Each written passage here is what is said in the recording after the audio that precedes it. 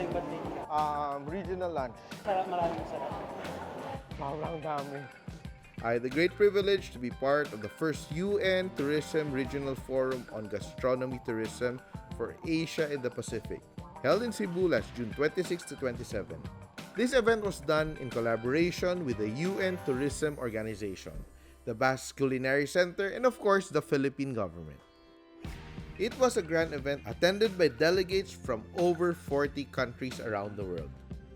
So this is the first luncheon for this event, and this is a regional lunch where chefs from around the country have booths, so from Region 1 to Mindanao is over there, and everyone is showcasing what is special in their regions.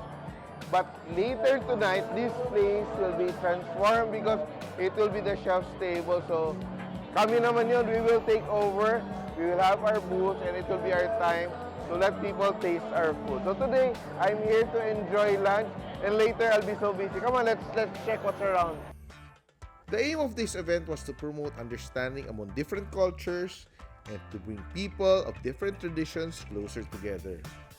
Sobrang nakakatuwa kasi I realized today from the first region up to the last region, puro kaibigan ko yung mga chefs. So let's drop by their booth. Ano to? What is this? Pinikpikan riyet. Social, di ba? Sham. Traditional food but very fancy presentation. Wow. Pwede. Na-news ako. Hindi mo naisip? This is the highlight of the Mindanaoan section. And buffet. My budget. What do we have here? Normally, di ba ang Muslim food is based naman nila is coconut milk talaga. So, saka, reminds me the flavors of Malaysia, Indonesia. Flavors of Mindanao. Oh.